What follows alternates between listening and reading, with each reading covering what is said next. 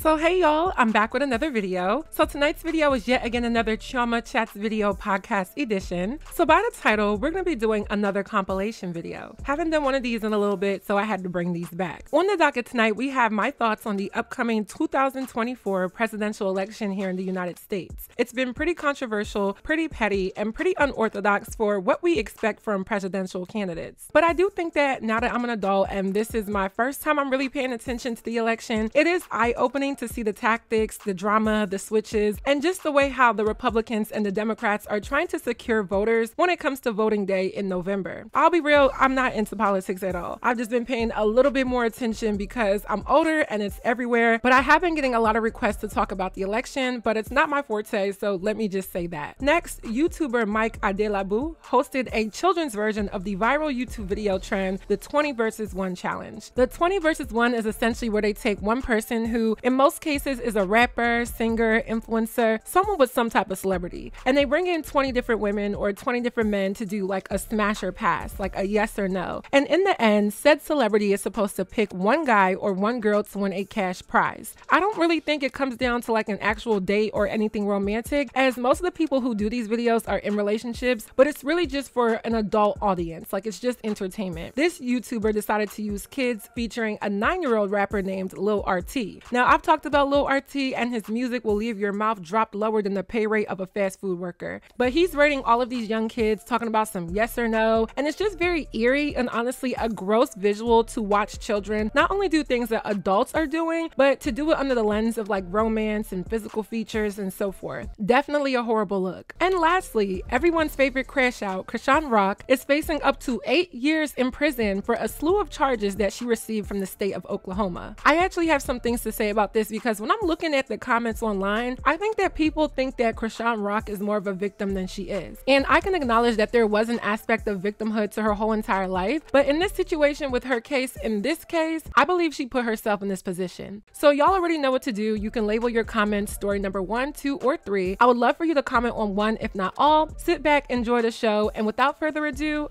let's get right into this video. So the first story is about election 2024. Now, as stated earlier, I am not super big on politics. It's just never been interesting to me, but I do think that I have a duty, not only as an American, but as an adult, to pay attention to what political figures can affect my livelihood, as well as the future of the country for the children I plan to have in like 5 years or so. So on the ballot, we have Donald Trump representing the Republicans. He is running again after losing the election in 2020. And then on the ballot for the Democrats, we have newly appointed Kamala Harris. She has now taken over for Joe Biden, who decided to step out of the race. And when I heard that Joe Biden wasn't running again, I genuinely was shocked because I don't remember this ever happening in my lifetime. And if it did, please let me know, because the first time I ever really paid attention to an election was like in 2016. I was 19 and I was a sophomore in college. That was my first time voting as well. Definitely register to vote if you haven't already. I will definitely promote that. I think the first election I remember as a kid was the Bush versus Kerry. Random funny story. And all the kids on the playground were screaming, "We vote for Bush," like on and on and on. Mind you, I'm like in kindergarten or first grade, and the teachers are literally sitting there looking at us in disbelief, telling us to stop and that we weren't old enough to vote. I remember this so vividly. My parents always asked me like, how do I remember things when I was like a really small child? I don't know, maybe I'm just a reverse That's So Raven. Nonetheless, this political campaign for both parties has been very messy to me. I believe that both sides are trying to pander to get the black vote and the young vote, and it's always kind of been like that. You have to appeal to a minority demographic because oftentimes those are voters that help you win states within the electoral college or simply have needs that as a president you have to consider. I'm not going to get too much into the policies. I've looked at a few, but I'm not an expert, so I want to make sure that's clear. But one thing that's just evident that I see as a Gen Z and a black woman is the effort to appeal to a type of voter. I see that Trump recently did a live stream with streamer Adin Ross, and he walks in using the 50 Cent Many Men song, which was something that went viral on the internet weeks ago, where somebody edited that song in the background of Trump walking into one of his actual rallies or press conferences. And that was just an edit. But then he actually uses this song to walk into Adin Ross's live stream. On the other hand, Kamala Harris invites Megan Thee Stallion to her press conference or rally in Atlanta, Georgia. Megan Thee Stallion performs, and this was also a huge topic because a lot of people felt like it just didn't show not only young people, but black people in the best light. Oftentimes it seems like black women in particular are chalked up to to speaking about topics that promote sexuality and acting on them as if that's the only thing that we have to offer or that is relatable to us. Kamala's policies are focusing a lot on gun control, women's rights and control over their wombs and their bodies, and providing opportunities for minorities. But I will say, I feel like the Democrats do have a tendency to put funding into things that are not domestic, such as war and external affairs that don't hone in on certain issues. I think that she's going to have a challenge taken over from what Biden's work yielded, but with the last minute switch, I am interested to see that if she gets elected, what will she keep and what else will she do? Trump, on the other hand, he wants a lot more conservative freedoms for law enforcement, more regulation of the borders, restriction on women's rights, and this introduction of Project 2025. Now, I did watch some videos on Project 2025. In a nutshell, it just seems like Trump wants America to return back to a very conservative way of life. Abortion bans, the deletion of the Department of Education, even banning the Climate and Atmospheric Administration. It's very detailed. It was very interesting to just read about it because, again, I'm not the most political person, but again, I feel like as an adult, I should probably know this. So that is pretty much each person's main focus on what they're campaigning. Obviously, it gets way more in depth. I'm only speaking on the surface, but my main thing with both parties is them, again, trying to appeal to the younger voters as well as the minority voters, specifically Black people. When I saw Megan Thee Stallion's performance, although I felt like she looked great, and I do think if it was me in that position, maybe I would have taken the opportunity, it definitely still reads as a disingenuous shuck and jive. We see both parties trying to appeal to young audiences in any way, shape, or form, trying to appeal to minorities, especially Black way, in any way, shape, or form. For Megan Thee Stallion's presence at Kamala Harris's rally last night in Atlanta. The hip-hop star performed a censored version of some of her hits, but her presence drew reactions like this from some conservative commentators. Meg Thee Stallion is a blank, and apparently these are the thought leaders politicians bring out to secure the Black vote. These rappers need to focus on smoking weed, drinking lean, scamming, and staying out of politics, said another. They need to stay out of politics, right?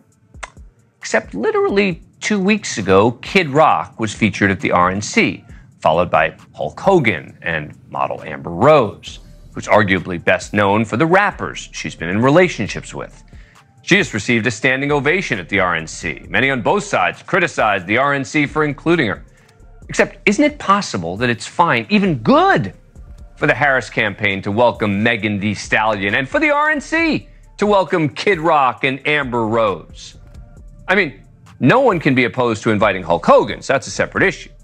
But it does lead us to ask those criticizing the likes of Megan Thee Stallion, did you also criticize the RNC? And my issue with the way how they go about it is they leave out the demographic of young Black people who are actually interested or strive to be seen as not a stereotype. Megan Thee Stallion, although she is college educated and has many accolades through her career, still promotes the stereotypical Black Jezebel woman. And that's just me being real, even though I do like her. But then there's individuals like myself and many others who we want to hone in on representation that gives us a serious, reputable, and more focused look into how we are going to be catered to from the government. There's a lot of us who don't twerk, promote sex, and whose imagery is not based on that. So it makes it feel like people don't think young Black people have duality within themselves. It takes this monogamous approach to, we're gonna paint all young Black people with one brush and bring out this performer who we relate to. And as much as I can relate to Megan Thee Stallion in some ways, I think politics is way too serious to utilize her as the correlation. Because outside of the clubs, drinking, turning up, which is only a fraction of my social life, I am still someone who is a grown adult who cares about my living, inflation, my rights as a woman, my safety, and all of those things. But then I have to think,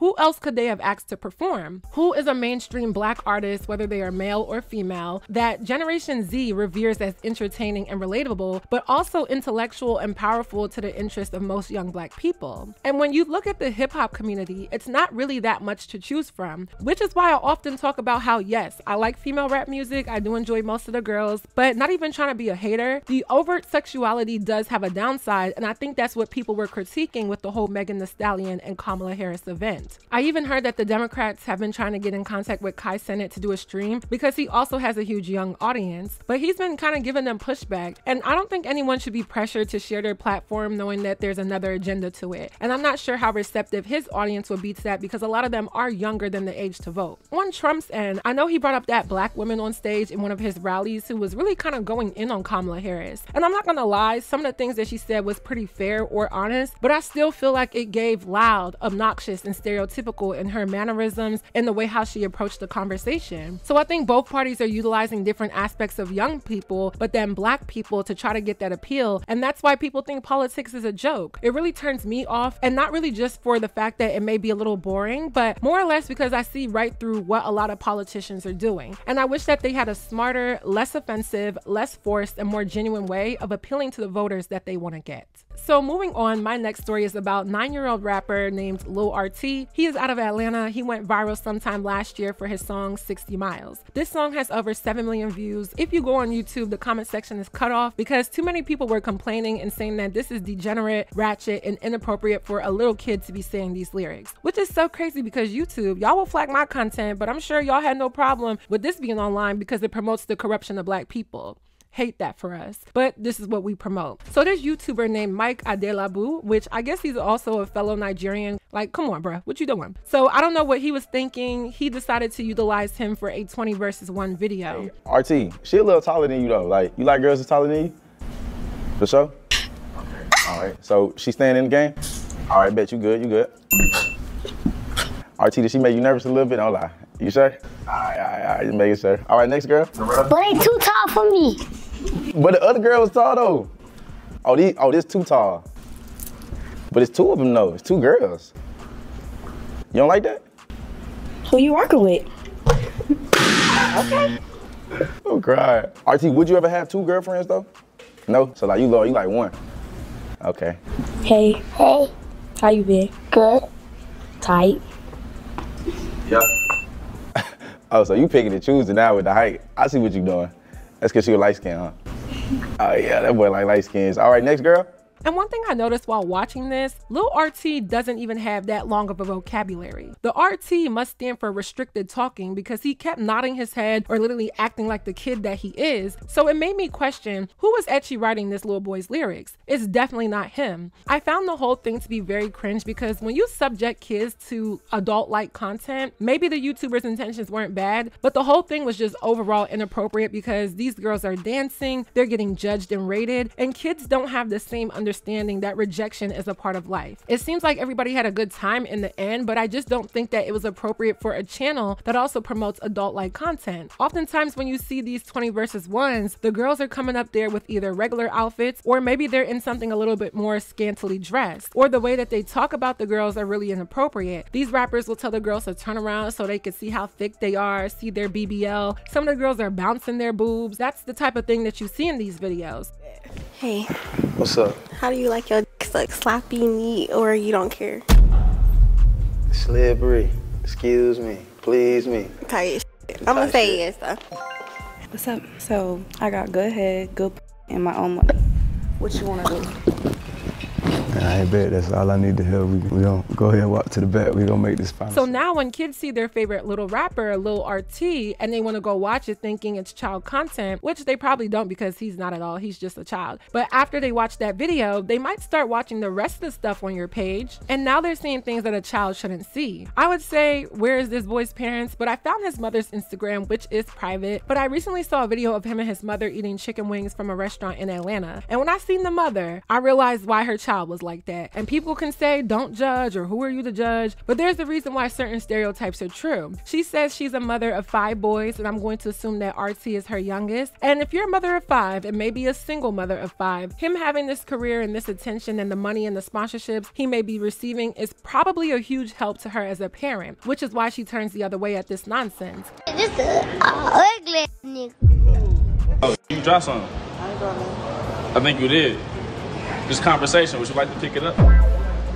That's some more wacky shit ever I heard. You.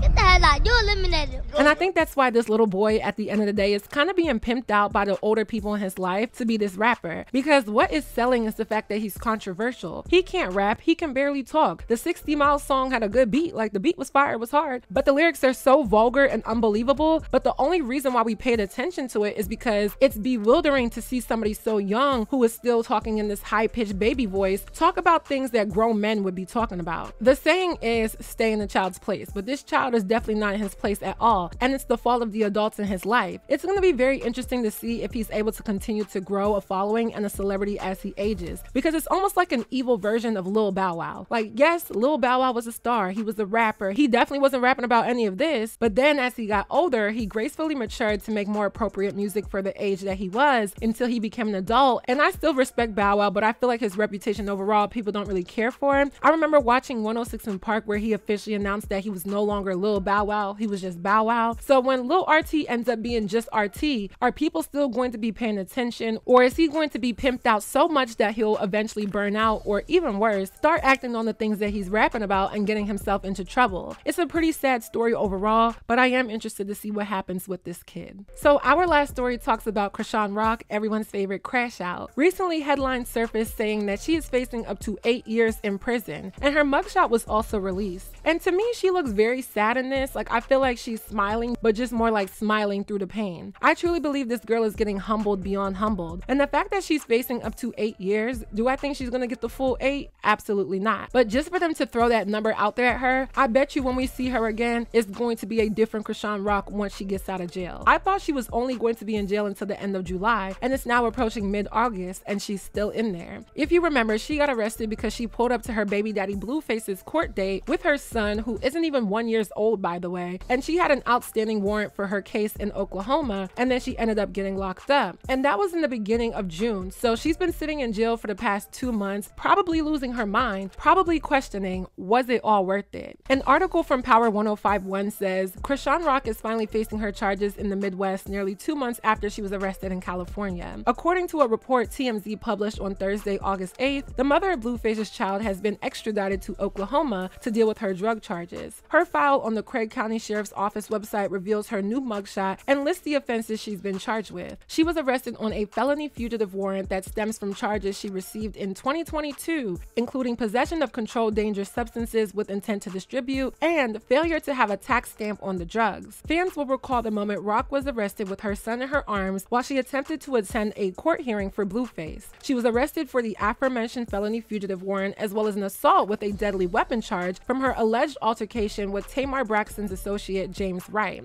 She was sentenced to 12 months probation and 30 days in jail for reportedly attacking Wright after Braxton's show last November. Rock was extradited to Oklahoma after her sentence for the assault case was finished. She initially dodged the charges to focus on raising her son, Chrisean Jr. However, the decision made things worse for her. If convicted, she could receive the maximum 4-year sentence for each charge. It's not clear if Rock got to see her son before she left for Oklahoma. The child's father, Blueface, was also supposed to learn his fate at a court hearing this week, but it was reportedly rescheduled for a second time. Now, the update is that Blueface actually got sentenced to 4 years. I'll have a separate video because this is literally recent information, and I had already been getting the information for this story. But I think all in all, these two people were either going to end up dead or in jail. So it's not a surprise to me. Everybody kept hyping up this relationship. People were patronizing it. People were feeding into this toxicity. And I think little by little, slowly, a lot of people definitely did start to just say, hey, I can't support this anymore. It's too far, too toxic, too tiring. But I had been saying this from the very beginning because I've been in something like this before. I've done the on and off, the breakup to makeup, the putting hands on each other. I've done all of that and it leads you literally nowhere. My boyfriend and I actually took it upon ourselves and decided to watch the Blueface and Chrisean show on Zeus. And I was never going to watch this, but I'm actually glad that I did. It gave me a much clearer insight as to how they got to where they are at now. And I only watched the first season. If I should watch the second season, let me know and we will watch it. But I really saw that as much as Chrisean is a victim from a lot of the things that she dealt with in her childhood, as well as the things that Blueface introduced her to or put into her life, her personality, her immaturity, and her lack of care for anybody but herself is the reason why she's in this position. I've seen so many comments stating that Blueface or a man could literally ruin you. Chrisean ruined herself, y'all. She had ample opportunities to just leave it alone, go about her business. There was a point in time when she had the baby and people were rooting for her, thinking that the baby would change her, and it didn't. It just made things worse. Now people are alleging that her son is special needs. Both of the parents are clearly in jail. Neither of the grandparents want to take care of the baby, probably because the baby might be special needs, and it's just a very sad fate for everybody involved. I hope to the young girls watching, the young boys watching, the teenagers, hell, even the people in their 20s, the toxic relationships, the extreme ride or die, the on and off, it leads you nowhere. Relationships are not perfect. People argue, people break up, people get back together. But this was a horrible example of the inevitable outcome of two people who thought that they were untouchable and they were rewarded for their bad behavior, and they embraced how invested people were into the things that actually were also hurting them. We will see what happens with Chrisean. I don't think she's going to serve all that time. I don't think Blueface is going to serve all that time either, but again, we will just have to see. So that is it for this video. I hope you all enjoyed. Please let me know your commentary on my commentary down below. What do you think? What do you know? Let me know. If you haven't already, go stream all of my music. It is out on all platforms, and stay tuned for more music samples at the end of all of my videos. Also, I just recently dropped a new vlog. It is out on my vlog channel. If you want to see a little bit more of me outside of the commentary and into my personal life, check the pinned comment down below and go check out that video. Don't forget to also subscribe to my vlog channel. And lastly, as always, don't forget to follow me on all of my social media networks, and I will see y'all in my next video. Bye, y'all. Come on, one time for the melanin girls, can pop it in the sun. Let me hear you one time, baby. Let me hear you one time.